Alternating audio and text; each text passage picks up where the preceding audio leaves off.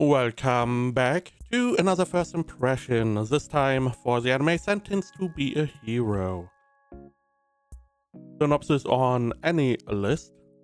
In a world where heroism is a punishment, Xylophobos, the condemned goddess killer, battles endless hordes of monstrous abominations as part of Penal Hero Unit 9004. This is no escape, only cycle of resurrection and relentless combat. But when Xylo encounters a mysterious new goddess, their unlikely alliance sparks a rebellion that could shatter the chains of eternal punishment. So, we have a fantasy show that exploded in popularity from one week to another. This show was all everyone was talking about. Now the first episode, 60 minutes. It was a very good first episode. The quality of the animation in the show, really top notch. The story is very interesting. Now in this show we have, fantasy. We have, it feels like knights, so middle age with magic, fantasy setting, and it's humans against demon lords, quotation. Now these demon lords, they have something like the blight that is more or less consuming more of the world, and whatever organism touches this blight is transforming into a monster. And then, humanity tries to fight against these monsters, tries to fight these demon lords. There are a bunch of them, like 40 plus. And it seems like these demon lords, they propagate this blight as far as I could tell. Now, this is the idea. The idea is, hey, we have humans, or we have like this alliance of humanoids against this blight and demon lords. Now, in this world, there are some, there are some parts that we would interpret differently than in the world, which I like. As example, a hero we would see as being a hero, a Marvel hero, whatever, Superman, DC universe, someone good, someone who's seen as someone righteous, someone who's helping people. In this world, hero is a punishment, the highest punishment you can get. Because being a hero means that you are going to be sent against this blight, demon and demon lords, to fight until you die, get resurrected, and be sent out again and again and again and again. You are more or less an immortal soldier to fight until we don't know. That is the punishment. Now we also have couple different descriptions. We have like the goddess. Now a goddess we would see like a deity. In this show, seemingly a goddess is some kind of weapon that, if I remember correctly, was made to fight demon lords in the form of a little girl. Now, this little girl seems like a somewhat mascot character. Because, she's very cute, she's very bubbly, and the only thing this goddess wants to have is to be praised. She wants head pat, she wants you to say what a good job she did. That is all she wants. And in turn, she is helping you fight against this blight. Now, there are more goddesses, we find out. Approximately like 12 plus, which is interesting. Also, it seems like this goddess, because it is like a weapon and it is a little bit vague if they got created, if they got birthed, is it like a blessing? We don't really know, but it seems like these goddesses were not really produced by this generation of the humanoids. I'm calling them humanoids. I don't really remember if there are different types. I believe so. But you know, the quote-unquote good guys. Let's call them good guys. So it seems like there's some stuff, you know, that was here before that may have been more advanced. Also, we see, you know, while the show's going on, we see some modern machinery. In one scene, we see a tank, even though the, you know, the good guys that we see fight, they don't use tanks. The most modern machinery we see them use is an artillery. And that one is mostly stationary.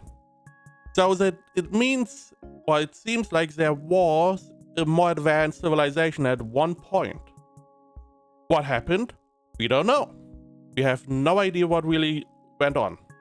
Additionally, these monsters, they are called fairies. We naturally also have like different description, like ogres. Ogre was one of the big ones I remember. I believe they have a couple of different, I don't know if they use goblins. What I mean essentially is that they use words that we have a interpretation for, and they flip that interpretation to mean something else. Because in a fantasy story, you want to be immersed. However, you want to still have it be fantasy. As example, in ReZero, which is an isekai, which, you know, circumvents this problem quite a bit because you get in, the character gets introduced to the word, so you can learn about the word as well. But in Apple, in ReZero was called an appa. Just this little change makes it feel a little bit more fantasy. But it is close enough so you know what it means. And in this show, they do something similar. You know what a hero means, but it means a little bit different. It is still in the same realm, but a little bit perverted. The same with a goddess.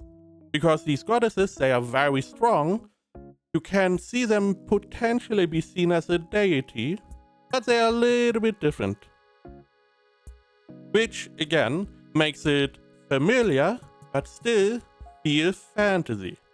This is always, I feel like, one of the big problems these shows run into to make it, you know, to get you immersed enough so that your sense of disbelief is going to be diverted, but not too alien so you just get thrown out. And fantasy, because this word is established, has a lot harder time if you don't spend a lot of, you know, build up, which anime doesn't have the time.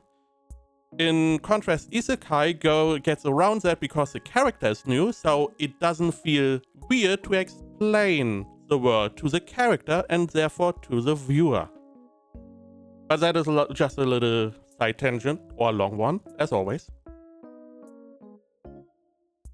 Now, we also get a little bit of more background why Xylo is sentenced to be a hero, namesake. And it is an interesting system. You do see, you know, you got sentenced as a condemned goddess killer. And goddess is very strong character, so losing one of these strong quote-unquote weapons is going to be a huge blow. I can see why he then gets punished to be a hero. Now we have a whole group of heroes we get introduced to. Xylo is one of them. We have Dota, we have Venetim, Tatsuya, and Nogal. Now each of them, you know, they are sentenced to be heroes. They did something to get the highest punishment that this world has. Now we find out Nogal, what he did, or what he was involved with. We find out what Xylo did, and that is it. The other three, we have no idea, in the first 3 episodes, why they are there. Now, we do get a little bit of a tidbit regarding Tatsuya. Now, one of the negative parts is that whenever you get resurrected, you lose a little bit of yourself, a little bit of your, you know, more or less sanity, of your personality, of your memories. So, if you fight long enough, you die more enough, and you get resurrected enough, you slowly but surely stop being yourself. Which is an interesting idea. Also, the whole story around Xylo is very interesting. There's a lot going on. It is very intriguing. Okay. And in general, in these 3 episodes, we get a lot of fighting. The fighting looks very good. I feel like I'm a little bit jaded because as example, I'm going to try to not spoil too much, you know. In episode 3, we have a couple scenes where they clearly use like, you know, they use non-moving pictures for some of the fights. And I'm like, okay, maybe they ran out of time, and you know, you can see that the quality is going down. However, they do that smartly to then have more time animating what they want to really push. And there is a scene later on in the same episode where they go all out. It's looking really good animation again. Very dynamic, very fluid, very, you know, it feels very, very fast. And this is how you should do it. You save a little bit here and there so you can showcase the stuff you want to showcase as best as you can. So, you know, again, I'm a little bit jaded because it's not like, oh, it's not 100% awesome animation. There's like 10% where they saved a little bit. And it's really only those, because in this show, the character movement in these more quiet or slow parts of the show, they are really good. I really, you know, the animation quality is really good. I like the world, very intriguing. I like Xylo, the character. I like the goddess. She's very cute, very fluffy, very like a little mascot.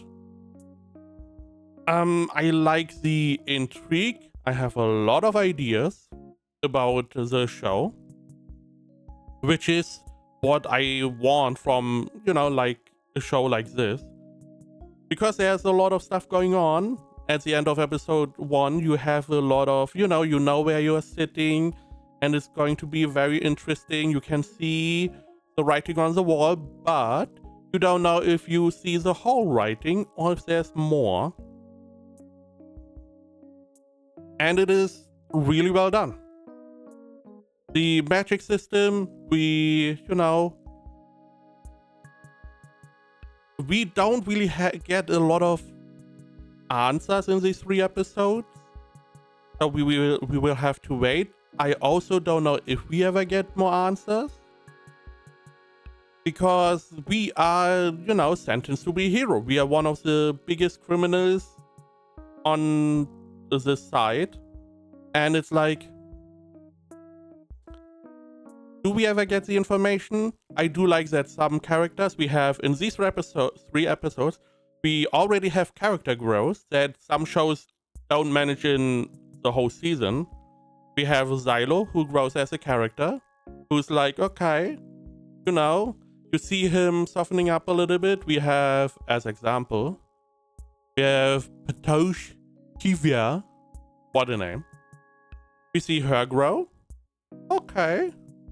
And it is a very interesting show.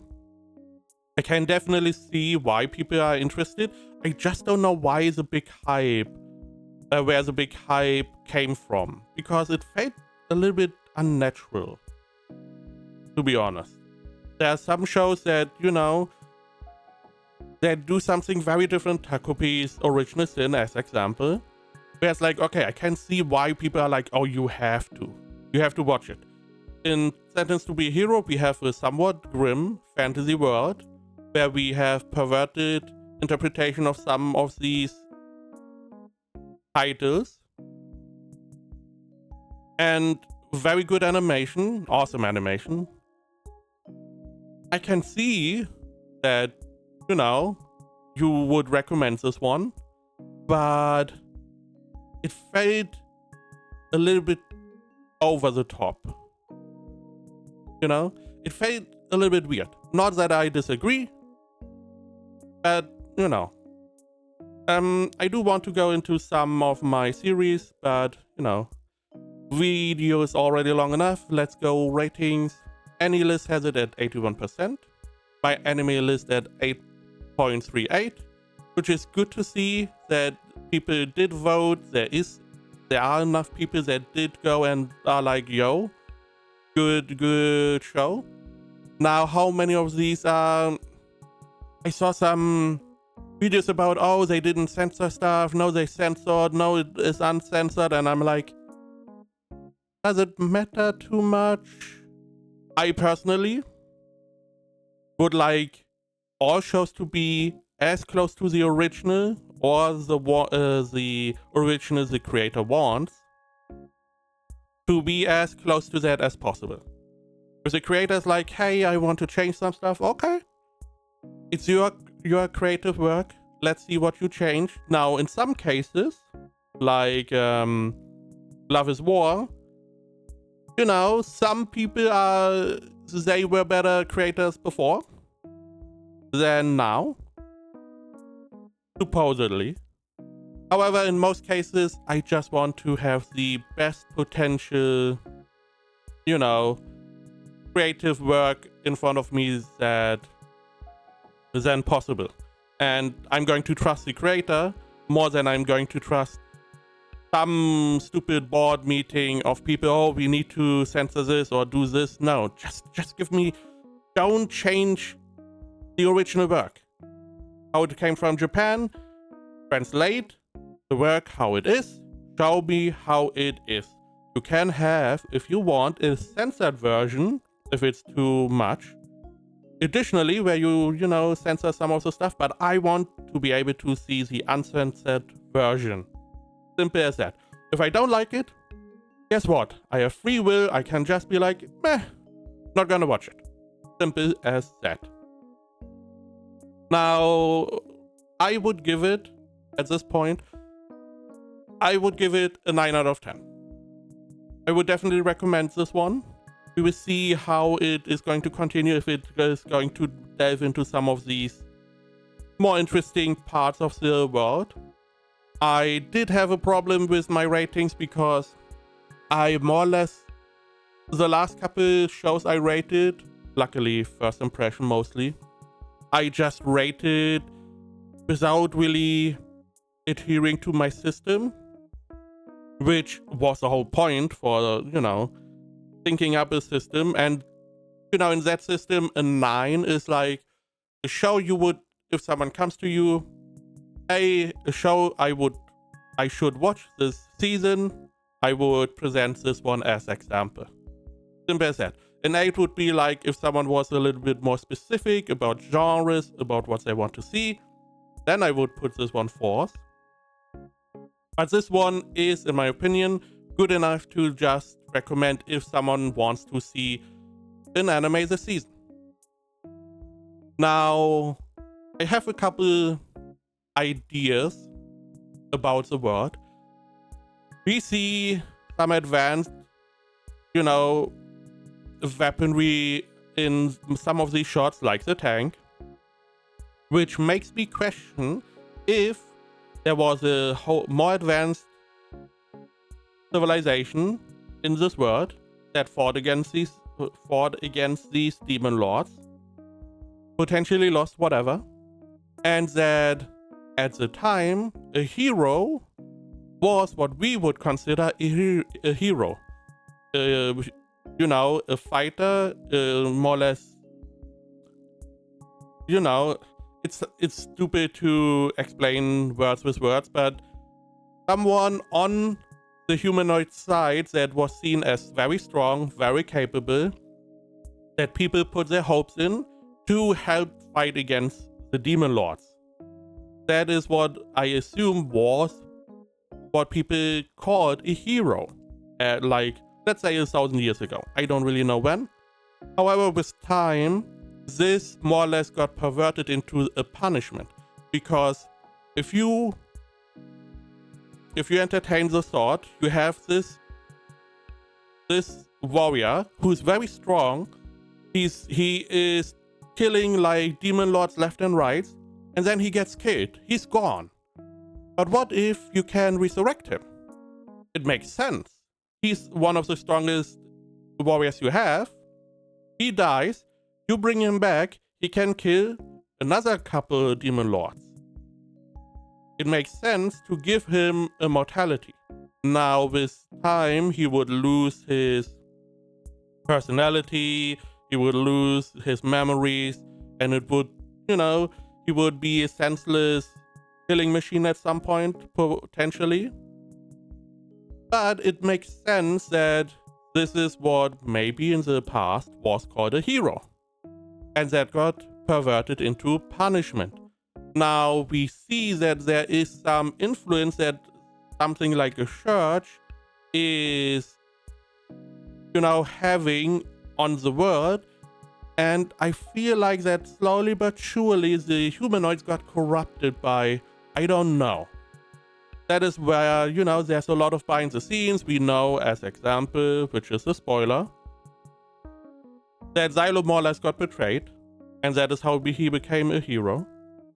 So there is some stuff going on in the higher ups of the humanoid faction, which is interesting. We also know that Noel, the king quotation, that he seemingly was also involved in some higher up stuff.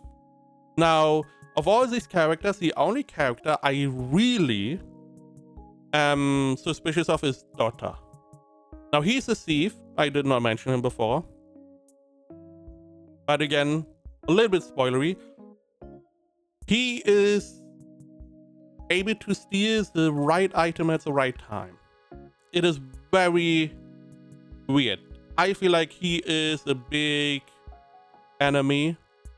Or what I assume is happening is that he is part of an organization that wants to overthrow the humanoid upper echelon for some reason. I am assuming to install a better one. Because the whole reason why we have the goddess is that the goddess was found in some kind of sarcophagus, then or coffin, and then transported, or supposedly they wanted to transport her back to the humanoid, fortress, whatever. And they got ambushed, seemingly. And in that ambush, at the right time, Dota came across them and stole the coffin. He stole a huge fucking coffin. Why they got attacked. Now we also have this interaction with the priest, and the priest that was, as one of the bodyguards or whatever for this transport. He seemed to be okay with the goddess being stolen, which is also weird. There was some weird stuff going on. However, Dota was the one stealing the coffin.